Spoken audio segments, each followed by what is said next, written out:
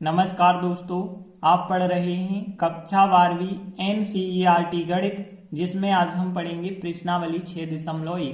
तो देखिए, इस प्रश्नावली के हमने 6 सवाल पढ़ लिए हैं। आगे देखते हैं 7वां सवाल क्या है। एक आयत की लंबाई x जो है 5 सेंटीमीटर प्रति मिनट की दर से घट रही है। कह सकते हैं जी x में परिवर्तन की दर हो गई, और चौड़ाई जो y है वो 4 सेंटीमीटर प्रति मिनट की दर से बढ़ रही है, तो यह चौड़ाई y में परिवर्तन की दर हो जाएगी।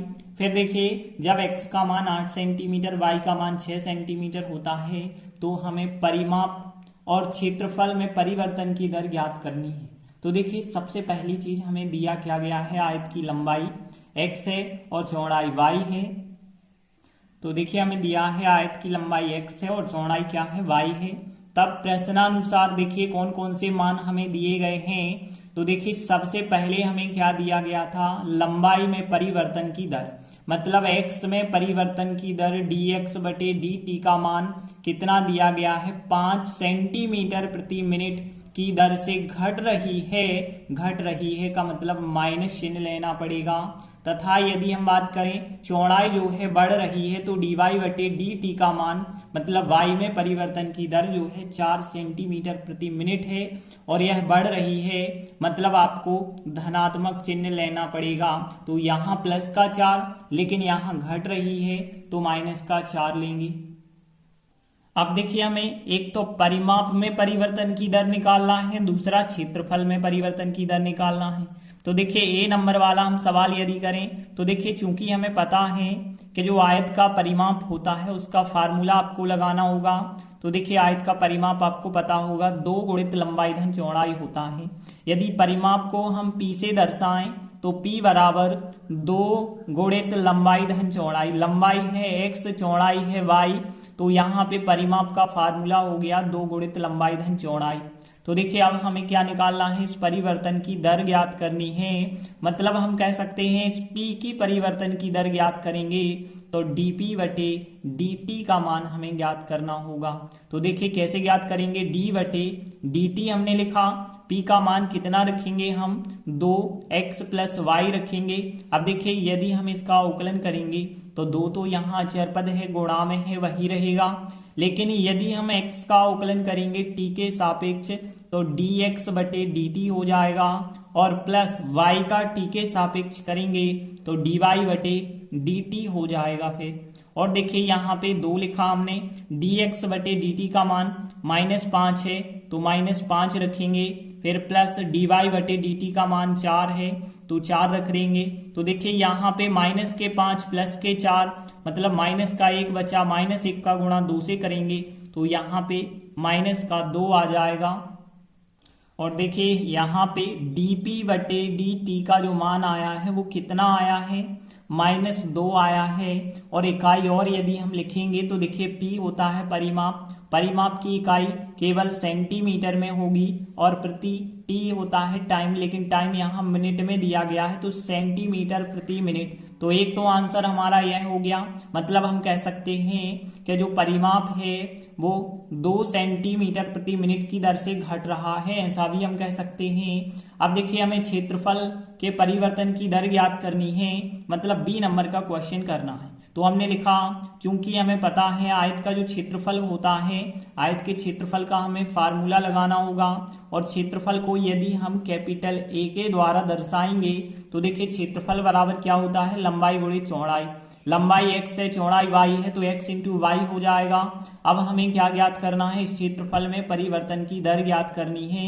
मतलब हम कह सकते हैं इस a में परिवर्तन की दर dA/dt का मान हमें ज्ञात करना होगा।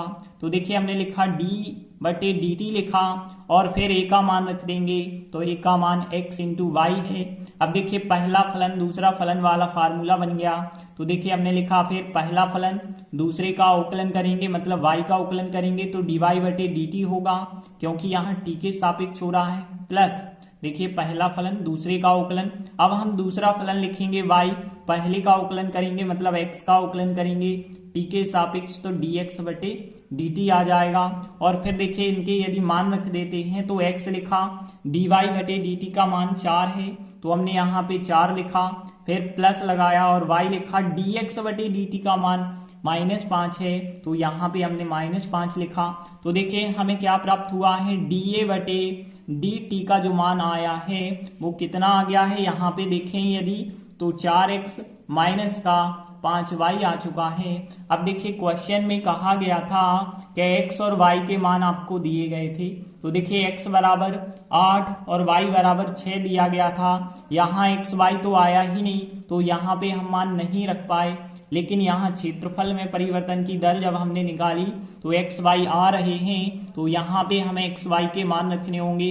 तो देखिए हमने फिर लिखा जब एक्स बराबर 8 सेंटीमीटर और वाई बराबर कितना दिया गया था, 6 सेंटीमीटर दिया गया है, तो फिर हम कह सकते हैं कि हमें चाहिए डी ए बटे डी टी का मान। तो क्या हो जाएगा, देखिए 4x का मान हम रख देंगे 8, फिर -5y का मान रख देंगे 6। तो देखिए यहाँ पे क्या प्राप्त हो जाएगा, 4 8 32 हो जाएगा, -30 हो जाएगा, मतलब यहाँ प्लस का 2 आपको प्राप्त होगा। अब इकाई और यदि आप लिखेंगे तो ये क्षेत्रफल है, सेंटीमीटर वर्ग प्रति टी टाइम है और सवाल मिनट में चल रहा है, तो सेंटीमीटर वर्ग प्रति मिनट हो जाएगा। क्षेत्रफल में परिवर्तन की दर कितनी हो जाएगी, 2 सेंटीमीटर वर्ग प्रति मिनट। तो देखिए हम ऐसा भी कह सकते हैं कि क्षेत्रफल जो है 2 सेंटीमीटर वर्ग प्रति मिनट की दर से बढ़ रहा है। तो इस प्रकार से 7वां सवाल कंप्लीट हुआ। इसके बाद देखिए 8वां सवाल है, एक गुब्बारा जो सदैव गोलाकार रहता है, इस बार गोले की बात हो रही है, ध्यान रखना, एक पंप के द्वारा 900 सेंटीमीटर घन गैस प्रति सेकंड भरकर फुलाया जाता है। मतलब यहाँ पे घन में दिया गया है तो आयतन होगा, आयतन में परिवर्तन की दर का मान हो जाएगा 900। अब देखिए गुब्बारे की त्रिज्या के परिवर्तन की दर हमें ज्ञात करनी होगी, मतलब r में परिवर्तन की दर हम ज्ञात करेंगे। तो देखिए सबसे पहले हम मान के चलते हैं कि जो गुब्बारा है, जो गोलाकार गुब्बारा है, उसकी त्रिज्या r है। तो देखिए हम मान के चले जो गोलाकार गुब्बारा है उसकी त्रिज्या r सेंटीमीटर है। तब प्रश्नानुसार देखिए हमें क्या दिया गया है, हमें दिया गया था आयतन में परिवर्तन की दर, क्योंकि कहा गया है एक पंप के द्वारा 900 सेंटीमीटर घन गैस प्रति सेकंड भरी जाती है उसके अंदर। तो देखिए यहाँ पे यह क्या है, आयतन में परिवर्तन की दर, मतलब dv अपॉन dt का मान हमें दिया गया है 900 सेंटीमीटर घन और प्रति सेकंड दिया गया है। देखिए यहाँ घन में दिया गया, घन में तो आयतन ही होता है, तो dv बटे dt का मान हो गया। अब हमें गुब्बारे की त्रिज्या में परिवर्तन की दर ज्ञात करनी है। तो देखिए यहाँ पे यदि आपको पहले आयतन का फार्मूला यदि पता हो तो देखिए आयतन का फार्मूला आप यहाँ पे लगाएंगे तो d बटे dt हमने लिखा। अब देखिए आयतन मतलब v और v का मान क्या होगा, तो यहाँ जो गोलाकार गुब्बारा है उसका आयतन कितना होगा, तो देखिए आयतन आपको पता होगा, गोले का आयतन होता है 4/3 पाई आर घन होता है। तो यहाँ भी का मान कितना हो गया, 4/3 पाई आर घन हो गया, और बराबर में आपको 900 लिखते चलना है। तो देखिए पीछे हमने लिख भी दिया कि गोले का जो आयतन होता है 4/3 पाई आर घन होता है। आगे देखिए यदि आप सॉल्व करेंगे तो 4/3 पाई तो अचरपद है, तो 4/3 पाई तो आप आगे लिखेंगे, इसका उकलन तो नहीं होगा। आर घन का उकलन करेंगे तो 3r वर्ग जरूर हो जाएगा, लेकिन आर का आपको टी के सापेक्ष करना है, तो आर का रिपीट करेंगे तो dr बटे dt हो जाएगा, बराबर कितना चल रहा है, 900 चल रहा है। इसके बाद देखिए हमें मान चाहिए dr बटे dt का, तो हमें देखिए यहाँ 3 से 3 तो कट जाएंगे, 4 पाई आर वर्ग बचा होगा, और 4 पाई आर वर्ग का पक्षांतर करेंगे तो यहाँ पे 900 बटे में कितना आ जाएगा, 4 पाई आर वर्ग आ जाएगा। अब देखिए dr बटे dt का ही मान चाहिए और वही मान हमने यहाँ ज्ञात भी कर लिया है। अब कहा गया है इसमें जब त्रिज्या का मान 15 सेंटीमीटर है, तो इसी में हम क्या करेंगे, जब r बराबर 15 सेंटीमीटर यदि रख देते हैं तो हमें क्या मान मिलेगा, dr बटे dt का। हम अब 15 रखने वाले हैं, तो देखिए 900 तो हमने लिखा और यहाँ 4 पाई भी लिखा, और r वर्ग मतलब यहाँ पे हम कर देंगे 15 का वर्ग कर देंगे, और आगे यदि हम सॉल्व करेंगे तो 900 तो वैसे ही रहेगा। अब यहाँ पे ध्यान देना, 4 पाई भी लिखा, 15 का वर्ग लिखा, तो 15 का वर्ग कितना होता है, 225 होता है, और यहाँ पे और आगे सॉल्व करेंगे तो देखिए 900 ऊपर चल रहा है, यहाँ पे 225 और 4 का गुणा करेंगे तो यहाँ भी 900 पाई आ जाएगा और 900 से 900 आप काट देंगे तो डी आर बटे डी टी का जो मान होगा वो कितना हो जाएगा, 1/पाई हो जाएगा, क्योंकि 900 900 काट दिए जाए तो 1/पाई। अब देखिए यदि आप इकाई लिखेंगे तो आर, आर मतलब यहाँ त्रिज्या है, त्रिज्या तो सेंटीमीटर में होगी और प्रति, और टी है टाइम, और टाइम यहाँ सवाल में सेकंड चल रहा है तो हम कह सकते हैं सेंटीमीटर प्रति सेकंड, यही फिर हमारा आंसर हो जाएगा।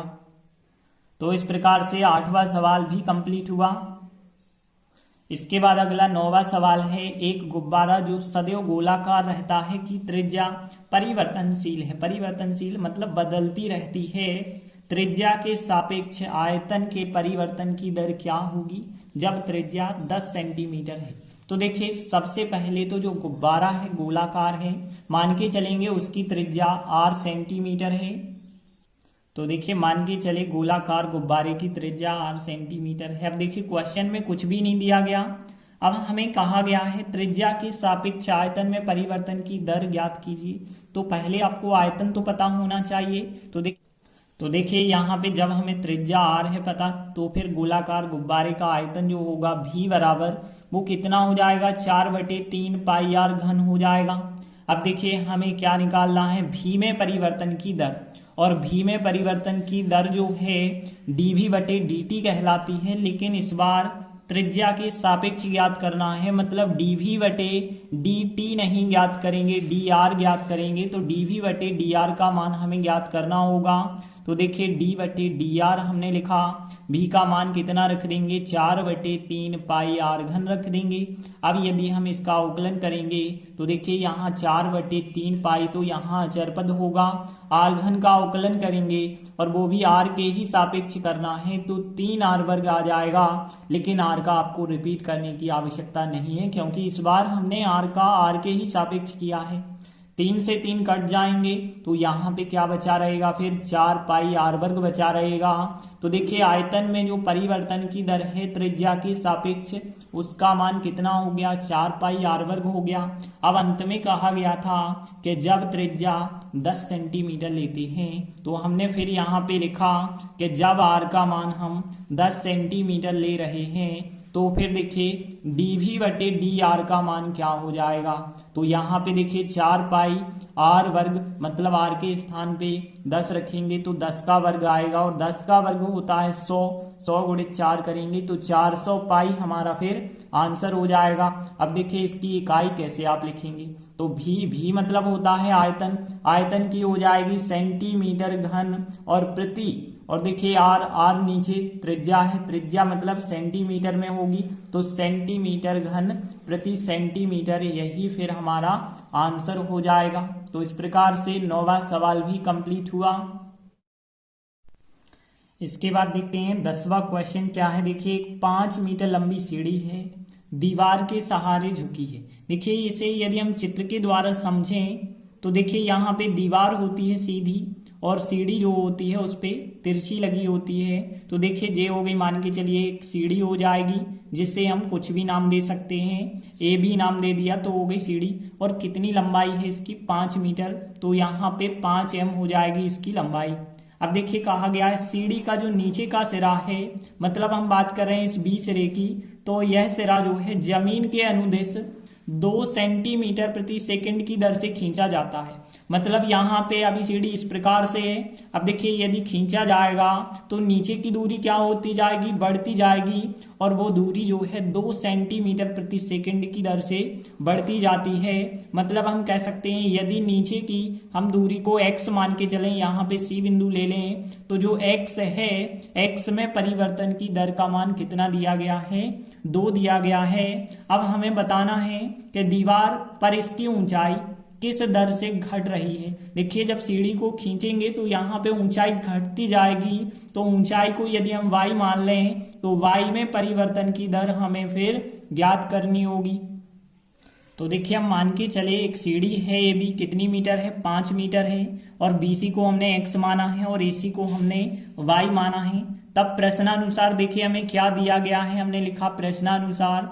तो देखिए हमें प्रश्न में दिया गया है कि यहाँ पे जो सीढ़ी का निचला सिरा है वो दीवार से अनुदिश खींचा जाता है तो कितने सेंटीमीटर प्रति सेकंड की दर से खींचा जाता है? 2 सेंटीमीटर प्रति सेकंड की दर से। मतलब हम कह सकते हैं एक्स में परिवर्तन की दर का मान हमें दिया गया है 2 सेंटीमीटर प्रति सेकंड। अब देखिए हमें निकालना क्या है, निकालना है हमें y में परिवर्तन की दर, मतलब dy बटे dt निकालना होगा। तो dy बटे dt निकालने के लिए आपके पास पहले y तो होना चाहिए, y तो है ही नहीं, तो पहले हम y ज्ञात कर लेंगे। तो y कैसे ज्ञात करेंगे? देखिए यहाँ पे ACB जो बना है एक समकोण त्रिभुज बना है, इस समकोण त्रिभुज में यदि हम पाइथागोरस प्रमेय लगा दें तो देखिए यदि हम पाइथागोरस प्रमेय लगाते हैं तो पाइथागोरस प्रमेय क्या होता है? लंब और आधार के वर्गों का योग बराबर कर्ण का वर्ग होता है। मतलब हम कह सकते हैं x वर्ग प्लस y वर्ग बराबर हो जाएगा 5 का वर्ग, मतलब लंब का वर्ग और आधार का वर्ग यहाँ जोड़ देना और फिर बराबर में लिख देना कर्ण का वर्ग। तो देखिए यहाँ पे यदि हम इसको और आगे करेंगे तो देखिए हमें y में परिवर्तन की दर चाहिए, तो y का मान हम यहाँ से निकाल लेते हैं। तो देखिए क्या हो जाएगा, y वर्ग बराबर हो जाएगा 5 का वर्ग 25 माइनस x वर्ग हो जाएगा। और यदि आप y का मान निकालेंगे तो फिर करनी में कितना हो जाएगा, 25 माइनस x वर्ग हो जाएगा। तो देखिए y का मान यदि हमने निकाल लिया है तो अब हम जो है y में परिवर्तन की दर का मान ज्ञात कर सकते हैं, मतलब अब हम dy बटे dt ज्ञात कर सकते हैं। तो देखिए कैसे ज्ञात करेंगे, d बटे dt लिखा और y का मान हमने रखा है, तो करनी के अंदर 25 माइनस x वर्ग का अब हमें अवकलन करना होगा। तो देखिए इसका अवकलन आपको पता होगा, करनी का क्या होता है, जैसे करनी x होता है तो करनी x का 1/2 करनी x होता है, तो वैसे ही इस करनी का यदि आप करेंगे तो 1/2 करनी और फिर करनी के अंदर जो संख्या होगी वही की वही संख्या आ जाएगी, लेकिन इस अंदर की संख्या का रिपीट हो जाएगा। तो देखिए जब इसका आप रिपीट करेंगे तो 25 का तो 0 होगा, x वर्ग का करेंगे तो 2x होगा, लेकिन x का और रिपीट करना होगा क्योंकि हम t के सापेक्ष कर रहे हैं, तो dx बटे dt और यहाँ पे रिपीट करना होगा। अब देखिए यहाँ पे 2 से 2 तो यहाँ पे कट जाएगा, तो फिर क्या बचा होगा, माइनस का x ऊपर बचा होगा और नीचे कितना है, करनी में 25 माइनस x वर्ग है और dx बटे dt का मान कितना आप यहाँ पे रख दोगे, 2 रख दोगे, तो यहाँ पे 2x बन जाएगा। देखिए इसका मान हमने यहाँ पे 2 रख दिया है, जे 2 से 2 यहाँ पे कट चुका है, तो यहाँ माइनस का जे 2 बचा है और x भी बचा है और बटे में यह संख्या बची है। तो इस प्रकार से dy बटे dt का मान आ जाएगा। लेकिन हमें क्वेश्चन में कहा गया था अंत में कि देखिए जबकि सीढ़ी के नीचे का जो सिरा है दीवार से 4 मीटर की दूरी पर है, मतलब हमारे पास x का मान कितना है, 4 है, तो हम यहाँ x का मान कितना रख देंगे, 4 रखेंगे। तो हमने फिर लिखा जब x बराबर 4 मीटर रखा जाए तो फिर dy बटे dt का मान क्या आएगा, dy बटे dt बराबर आएगा, फिर देखिए यहाँ पे -2x के स्थान पे 4, तो यहाँ करनी के अंदर 25 माइनस x वर्ग, मतलब यहाँ पे 4 का वर्ग आ जाएगा और आगे आप सॉल्व करेंगे माइनस का 8 होगा और नीचे यदि आप देखेंगे तो देखिए 25 माइनस 16 करेंगे तो कितना 9 बचा होगा और 9 का वर्गमूल कितना हो जाएगा, 3 हो जाएगा, तो -8 बटे 3 आंसर होगा। तो देखिए यदि हम इकाई की बात करें तो y सेंटीमीटर हो जाएगा क्योंकि यहाँ पे y ऊंचाई है और t जो है यहाँ पे टाइम है, मतलब सेकंड हो जाएगा। तो यहाँ पे -8 बटे 3 सेंटीमीटर प्रति सेकंड हमारा आंसर हो जाएगा। तो इस प्रकार से 10वां सवाल भी कंप्लीट हुआ। इसके बाद अगला 11वां सवाल है, एक कण इस वक्र के अनुदिश या अनुगत गति कर रहा है, वक्र पर उन बिंदुओं को ज्ञात कीजिए जबकि x निर्देशांक की तुलना में y निर्देशांक 8 गुना तीव्रता से बदल रहा है। तो देखिए सबसे पहली चीज तो आपको एक वक्र दिया गया है, तो देखिए हमें दिया गया है एक वक्र 6y बराबर x धन प्लस 2 और हमें फिर क्या दिया गया है, ध्यान देना, x निर्देशांक की तुलना में y निर्देशांक 8 गुना तीव्रता से बदल रहा है। इसका मतलब है कि जो y की परिवर्तन की दर है, मतलब जो y निर्देशांक है उसके परिवर्तन की दर dy बटे dt होगी, जो कि x निर्देशांक के परिवर्तन की दर का 8 गुना है। मतलब सीधी सी बात है, dy बटे dt का मान dx बटे dt का 8 गुना आपको दिया गया है। अब देखिए जो हमें वक्र दिया गया है इसका हम फिर अवकलन कर देंगे। तो ध्यान देना यहाँ पे बटे में हमें t लेना पड़ता है, इसलिए हम t के सापेक्ष अवकलन करेंगे। तो देखिए t के सापेक्ष अवकलन करने पर तो देखिए 6 तो यहाँ अचर पद है, y का करेंगे t के सापेक्ष तो dy बटे dt होगा, और यहाँ पे देखिए x घन का करेंगे 3x वर्ग तो हो जाएगा, लेकिन t के सापेक्ष कर रहे हैं तो x का रिपीट होगा तो dx बटे dt यहाँ पे रिपीट करना होगा, और 2 का अवकलन 0 हो जाएगा। अब ध्यान देना यहाँ पे हम मान कैसे रख देते हैं, तो देखिए हमने यहाँ पे 6 लिखा, dy बटे dt का मान हमें रखना होगा, तो हम यह रख सकते हैं तो इंटू 8 dx बटे dt रख दिया है।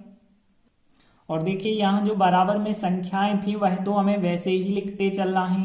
अब ध्यान देना ऐसा करने से क्या होगा, dy बटे dt के स्थान पे हमने 8 dx बटे dt लिखा है, तो देखिए दोनों पक्षों से dx बटे dt तो कट जाएगा, फिर यहाँ पे 6 इंटू 8 करेंगे तो 48 बराबर आ जाएगा 3x वर्ग, और देखिए 3 बटे में चले जाएंगे तो 3 का भाग होगा तो 16 आ जाएगा, मतलब x वर्ग का मान कितना आ जाएगा 16, और x वर्ग यदि 16 आया है तो x बराबर वर्गमूल 16 आएगा, और वर्गमूल 16 यदि आप लेते हैं तो आगे प्लस माइनस लग जाता है, मतलब x का मान प्लस माइनस 4 आएगा।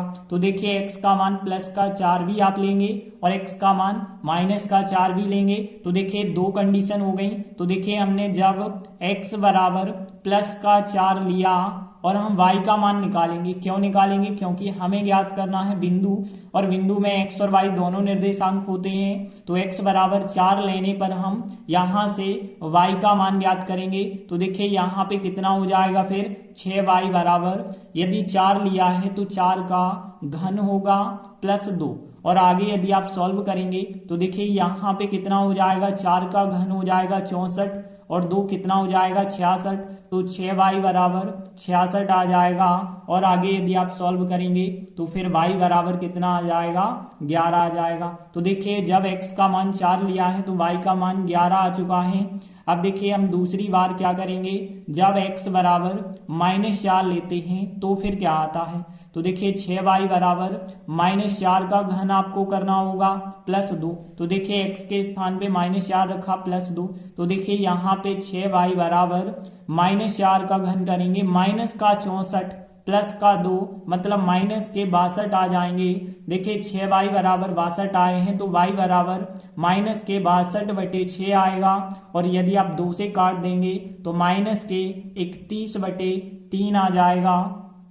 अतः वक्र पर जो हमें अभीष्ट बिंदु ज्ञात करने थे वो क्या हो जाएंगे, एक तो हो गया 4 और 11, क्योंकि x का मान 4 आया, y का मान 11, तो 4 11 हो जाएगा, और फिर दूसरा बिंदु क्या हो जाएगा -4 और -31 बटे 3 हो जाएगा। तो इस प्रकार से हमें केवल बिंदु ज्ञात करने थे, तो हमारे बिंदु इस प्रकार से ज्ञात हो चुके हैं। तो 11वां सवाल भी कंप्लीट हुआ।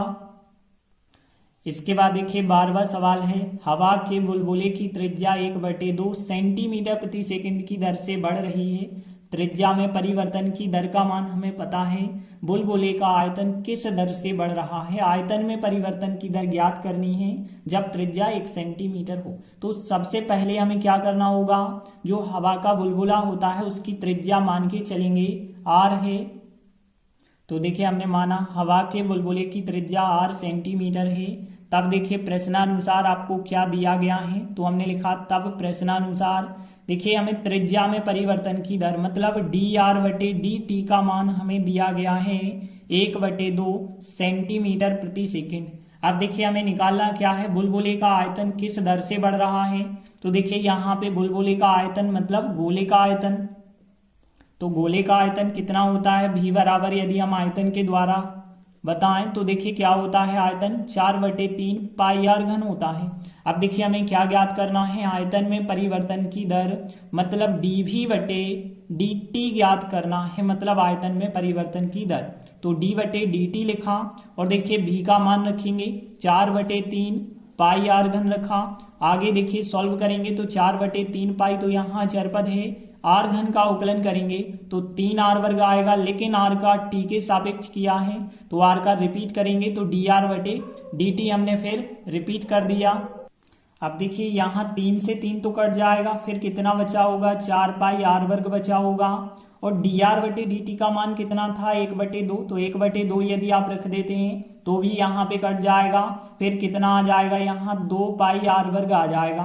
तो देखिए आयतन में परिवर्तन की दर dv बटे dt का मान 2 पाई r वर्ग आ चुका है। लेकिन अब कहा गया था अंत में कि जब त्रिज्या 1 सेंटीमीटर होती है तो यहाँ पे हम r का मान कितना रख देंगे, जब r बराबर 1 सेंटीमीटर रखेंगे, जब r बराबर 1 सेंटीमीटर है तो आयतन में जो परिवर्तन की दर होगी वो क्या हो जाएगी, फिर 2 पाई r वर्ग, मतलब 1 का वर्ग हो जाएगा, और 1 का वर्ग 1 होता है, 1 गुणित 2 पाई करेंगे तो 2 पाई आ जाएगा। अब देखिए इकाई और आपको लिखनी होगी तो भी आयतन होता है, आयतन की इकाई सेंटीमीटर घन होगी, और नीचे है टाइम, टाइम मतलब सेकंड हो जाएगा, तो यहाँ पे आयतन में परिवर्तन की दर 2 पाई सेंटीमीटर घन प्रति सेकंड हो जाएगा। तो इस प्रकार से 12वां सवाल भी कंप्लीट हुआ। धन्यवाद।